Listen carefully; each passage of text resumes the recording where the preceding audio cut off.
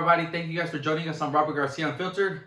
We had a good weekend of fights that we wanted to get into. We wanted to talk about the David Benavidez fight. He had a late replacement. I don't know how to pronounce the first name. Chiron, something like that. Davis. Last minute replacement. Uzcategui tested positive for a banned substance and he was removed from the card. We got a last minute replacement. Then we had the Munguia card from, what is it, the Pond? Is what they call it? Anaheim Pond. The Anaheim Pond. Well, it's now the Honda Center. It used to be the Anaheim Pond. Yeah, it used to be the Anaheim Pond. Now it's the Honda Center. Honda Center. I see most of the people still calling it the Pond online. Good card with that one. Like StubHub. They still call it StubHub. StubHub. Still call it the StubHub Center. Good card with that one. Golden Boy put on a good show with Cameron, William Cepeda, Alexis Rocha looked good. The co-main event was terrible. No, Alexis Rocha was coming in. Did the middleweights fight? Right, in between Cameron and Rocha was... Oh yeah, that fight was terrible. And then the main event, obviously, Munguia Rosado, contender for Fight of the Year this year. I think Fight of the Year has kind of been for sure. Heavyweights. It's been set aside. It's gonna be Tyson Fury versus Deontay Wilder Part 3, rightfully so. The magnitude of that fight, but Munguia Rosado in terms of action is up there. But yeah, we'll start with the David Benavidez card. We had last week the big super middleweight showdown between Canelo and Caleb Plant. Was that last week? Just last week? Yeah, last week. And we've all thought, everybody in boxing has kind of, I think everybody kind of agrees that there's two guys left for Canelo to fight at 168. David Benavidez, probably the toughest challenger at 168, and I think the Charlo, the middleweight. If he moves up to 168, those are the two probably best fights for Canelo. Like I said, David was originally supposed to fight Uzcategui. Again, not the toughest, not the biggest fight, not the toughest opponent. Uzcategui kind of passed, his best moments in boxing. He's already, towards the end of his career. David should have handled that pretty easily. Then he gets a late minute replacement. Again, same thing. Probably not the best opponent, but a chance for David to kind of showcase his skills and show why he deserves the big fight against Canelo. He has a big Mexican American following. He's been on a few pay-per-view undercards. When Errol Spence fought Sean Porter, he was the co-main event. I believe co-main event. When Mikey fought Errol, he was also the co-main event. So he's been on those big stages already. But obviously, it would be different him against Canelo. How do you think he looked, and what do you think he showed the world that maybe he can beat Canelo? I think he is the probably the biggest fight for Canelo. Maybe the one that could put a few good rounds on Canelo, with where he could probably, because he's fast, he throws a lot of punches and he's got a lot of reach. But I don't know if it was just the changing of the opponent, the type of opponent that he was in, where he didn't seem like he was in his best. Like he knew. Like I'm not saying he had nothing to worry about. Exactly, like he had nothing to worry about. So there's moments where you could say, oh fuck, Canelo would destroy him, or so it probably wasn't his best performance. But I'm saying maybe the opponent, late replacement, maybe that changes their mentality a lot all the time. Where they're not motivated, a lot changes. So from his performance last Saturday, I could probably say, and everybody in boxing probably, no, he's not going to compete against Canelo. That's my opinion. From what you saw Saturday. From what I saw Saturday, but from what I've known, what I've seen, the way I know, because they come to the gym a lot and do a lot of training in my gym, I think he will give Canelo that fight that people want to see. I've never said I don't think he beats Canelo, but it's still he'll give Canelo the fight the fans want to see from Canelo, where Canelo might get hit a few times, where he might even end up, bruised up, a cut, never know, maybe even a knockdown, I don't know. But just, because he's fast, he throws a lot of punches, he's long, he has reach advantage. So I think that's why I think he probably gives Canelo a solid fight. From his performance, I wasn't very, very impressed. But like I said, it probably due to the late replacement. He was probably, his motivation changes a lot. Fighting in his hometown, having all the fans knowing that, even the first guy, Uzcategui.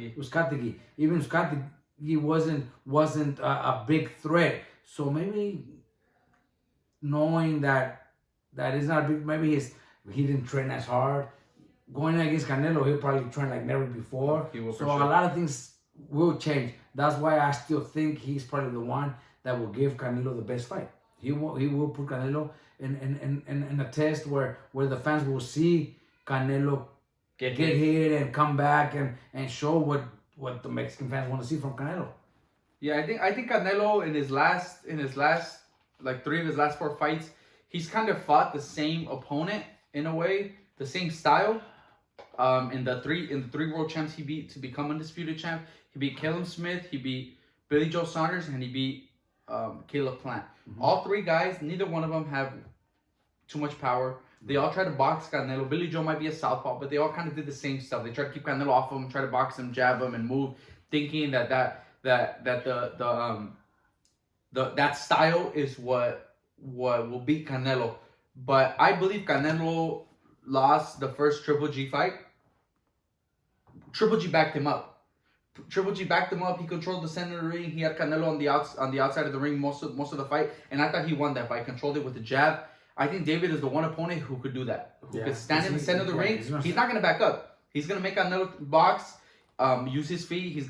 David's gonna use his jab, make Canelo use his feet, and he's gonna throw combinations. Not just 1, 2 punches. He's gonna throw 5, 6, 7 punches at a time. That's what's gonna make the that's what I think. That's why I think Benavidez, if you're gonna throw 1 punch at a time, you're gonna get countered and hurt. I think throwing the combinations that Benavidez throws, 4, 5, 6 punch combinations, it was gonna make that fight interesting. If you just go based off of the 2 size, power, speed, all their abilities, David's up there with Canelo. Like it's a really close fight. It's a really even fight. But I think where Canelo gets him is the experience. David hasn't, like I said, I think I said this last week when we were talking about this. When we were bringing up Canelo versus David Benavidez, if you look at both guys' resumes and you look at the best 10 fighters on both resumes combined, I think Canelo has probably 10. All 10 of them are on Canelo's resume. Yes. The experience of him being in there with the Mayweather, being in there with Cotto, with Shane Mosley early in his career, lately against all these world champs, Golovkin twice. I think that David has been in there with those guys in sparring. He sparred Bivol, he sparred Alex Daneo told us the other day that he sparred David, he sparred Golovkin, he sparred a lot of guys already. But Canelo has been in there in those fights with him. So I think Canelo edges him in terms of experience. I think so too. But it's still a fight that's gonna get a lot of attention. Charlo, I think, is also one that makes, Charlo's been, out there getting some solid wins. So I think that's another name that could possibly be there for Canelo. Canelo's not fighting. Canelo said he's not fighting till May. Yeah. Because it could be Triple G. It could be. He's not fighting till May. There's Triple other G's guys. Fighting Murata in December. So if Triple G wins, looks impressive against Murata, then maybe they do the third. In the meantime, they should have these guys. Canelo's not fighting till May. It would be ridiculous if the Charlo or if David, either one of them, just didn't fight until Canelo chose an opponent. Because if Canelo's gonna pick, let's say those are the 3 guys: Golovkin, Benavidez, and Charlo. The one thing that Canelo beat these other 3 guys and he fought them because they had a world title.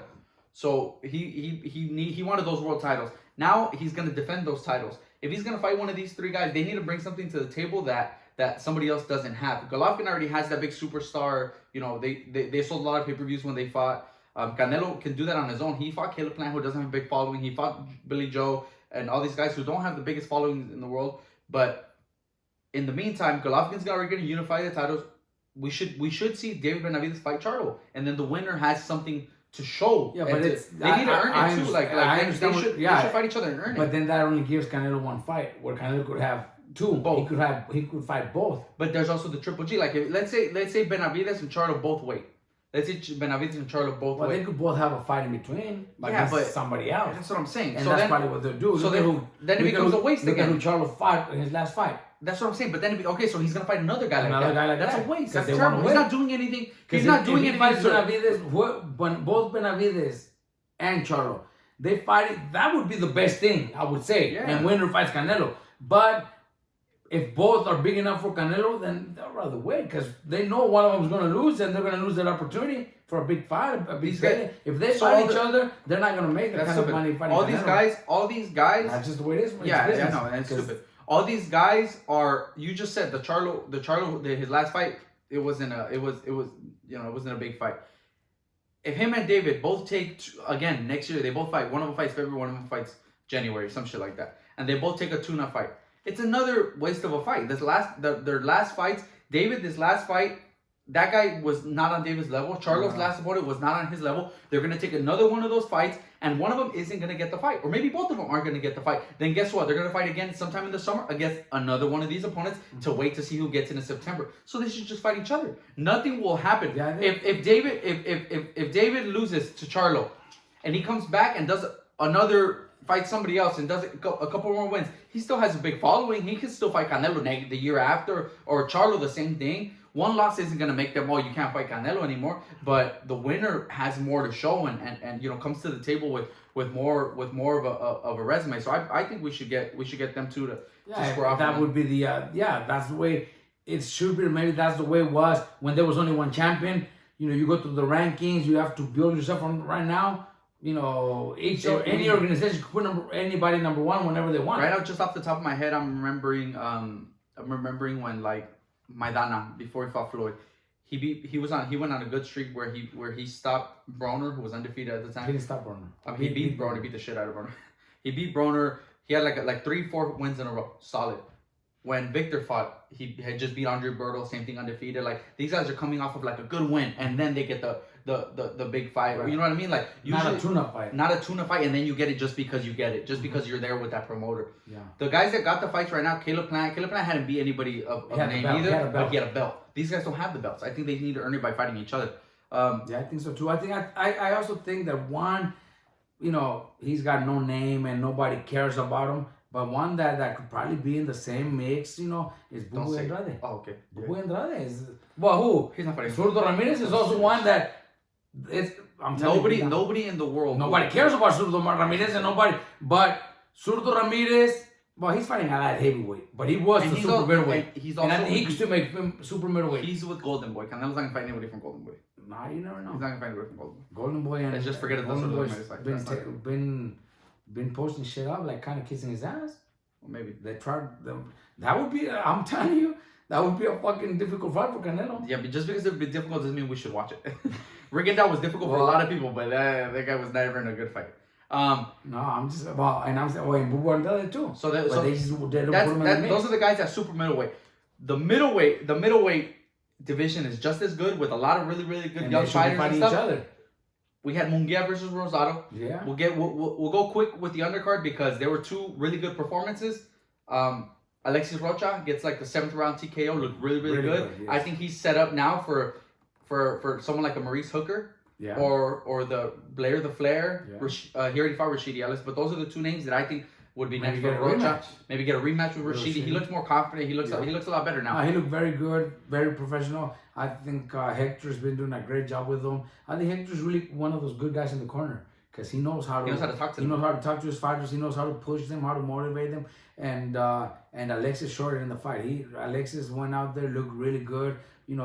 Was very calm, patient, took his time, and was landing those punches and got the stoppage, which was a very, very impressive victory for him. Cabaron, William Cepeda, holy shit, this guy. Really good too. We have the again. This I said the same thing about Shakur Stevenson like a month ago when he fought Jamel Herring. That we have the 4 young guys in the boxing that everybody keeps talking about: Ryan Garcia, Devin Haney, Tank, and Teofimo. This fucking guy William Cepeda could. You put him with any of those 4, he's gonna give him probably the toughest fight that they've had. He's with Golden Boy Promotions. There's no way why when Ryan comes back he shouldn't fight William Cepeda. He's not gonna fight him because of his manager is gonna take care of him. Golden Boy's not gonna let him anywhere near him. They're not even gonna have William Cepeda on his undercard just so Brian doesn't get near him. But why wouldn't that be the next fight? Yeah, it should be, but they won't. They won't. But it should. That guy is the dark horse of that division. He's like the guy that people are starting to hear about little by little, but holy shit, yeah, he just doesn't stop. He doesn't stop. He keeps coming. He's got good power. Combinations are good. He's got great combinations. He's a lefty, which makes it awkward for anybody. It makes it more difficult. I think that kid, with the top guys that you mentioned, obviously maybe there's like the Teofimo, who might already be a little too Lomachenko, Tank. Those guys that the young ones, Devin Haney, Ryan. I think he might give them a good scare. Yeah, I swear to God. I think he beats both of them. That Cameron guy. Yeah, he's a tough guy, and I think he might give Haney and Ryan Garcia a good scare. The main event, Munguia Rosado going into it, really anticipated. Rosado coming off that big knockout win over Beck the Bully. Munguia, since he became world champ, it hasn't been the greatest run of fights for him. But looking at it now and the way he fought, it was the smart thing. Obviously, it's a smart thing for Golden Boy to do. Before I would look at it and kind of be like, well, fuck. I mean, he became world champ, but ever since he became world champ, he hasn't beat anybody that great. But this was a good fight for him. Rosado been in there with a lot of the top guys. Not the most dangerous guy, because let's face it, Rosado, every time he goes up a level, he always comes up short against these top guys. He'll give them all really good fights. Maybe against Daniel Jacobs, he probably deserved the win. There was been a few fights like that for him, but that top level, those top level guys should be able to beat someone like a Rosado, whether it's a tough fight or whatever. But they should be able to beat him. And Munguia looked a lot better. He had a good jab. He did get hit a few times from Rosado's combinations. Looks like he got hurt to the body in like the fourth round. Rosado won that round. But a really good fight. But I had it 9 rounds to 3 in a how do I explain it? Like the most competitive, entertaining, one-sided fight you can have. Mm-hmm. Like each round was good was really good, but Munguia would do enough to win the round. I gave him 9 rounds to 3, maybe even 10 rounds to 2. I think Munguia won most of the rounds, like you said, 9-3, 10-2, somewhere around there. But I do think that was the best Munguia has looked. There's a few fights in the past.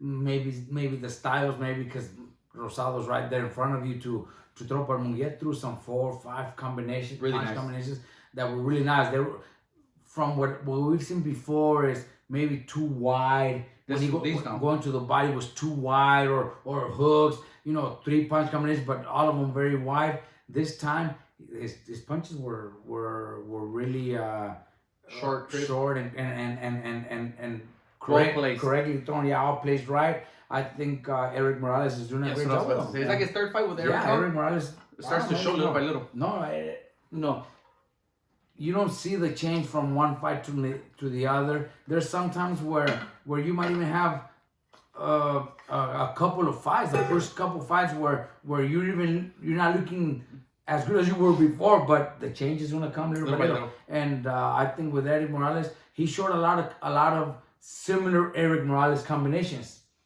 I saw the guard, the stance, the left up, all those punches were Morales combinations, and you kind of see that in Munguia right now. Kind of you get to see the Morales.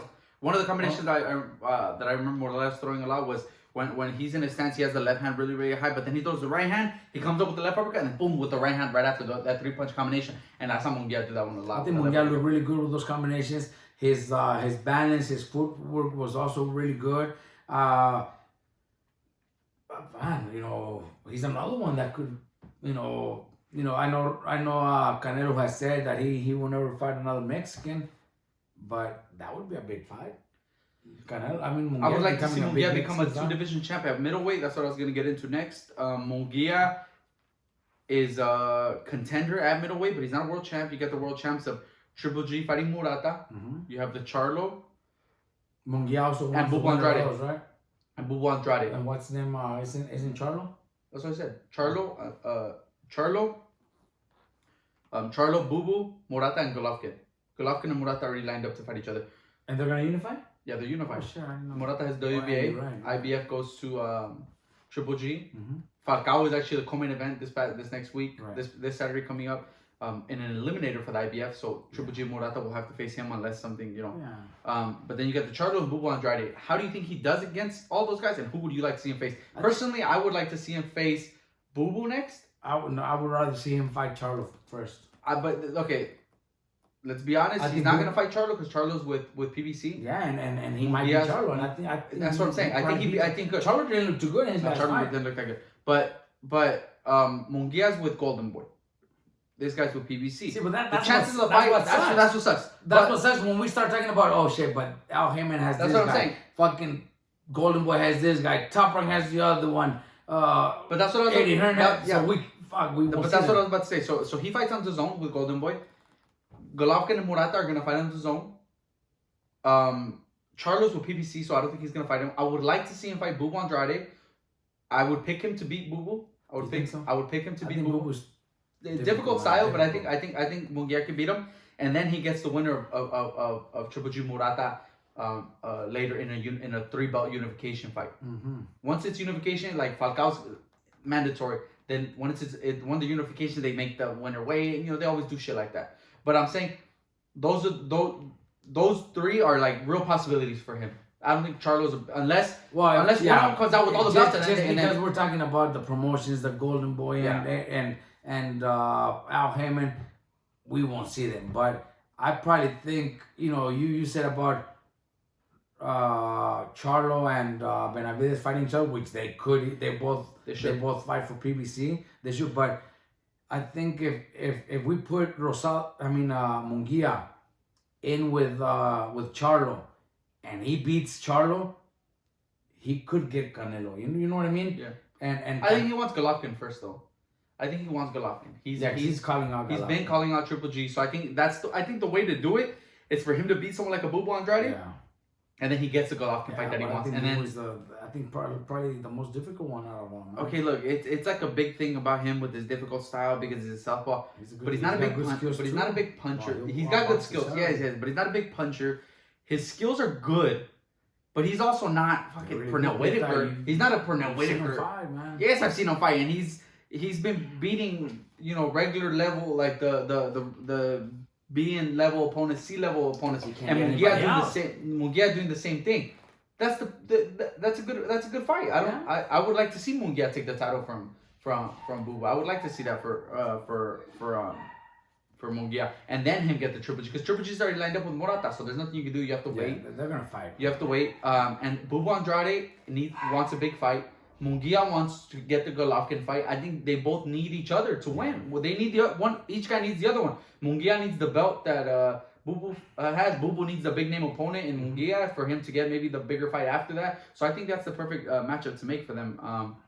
Not stylistically the best, but I think it's a good fight.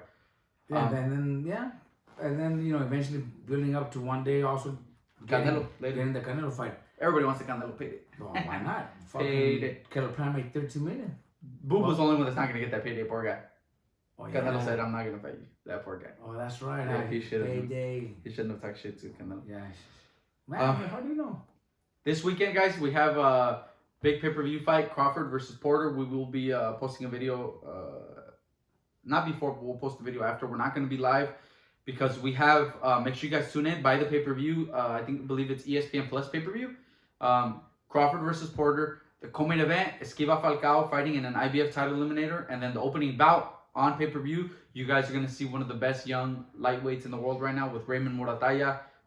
You also have that middleweight that comes to the gym. The second fight will be Johnny Beck. I don't know his last name. I don't even know. I'm not even pretend to pronounce like I know how to pronounce it. Trains with Buddy McGurry, came to gym and sparred. Really good fighter, good middleweight. So it's a good card. Make sure you guys buy the pay-per-view. Again, we have 2 guys on the undercard. Raymond opening up the pay-per-view, and then the co-main event Falcao. You guys are gonna be it's gonna be a good action undercard, and obviously the main event should be a great fight as well. Just your quick prediction on the Crawford versus Porter. I believe that we will see Crawford look sensational and get a stoppage over Sean Porter. Well, I think he will get the win, but Porter is tough, man, and I don't think he's gonna allow Crawford to get his sensational performance. He's just one of those guys that makes it difficult for anybody. His style is hard. He's tough. He keeps coming. He could be a little bully. So I think Crawford wins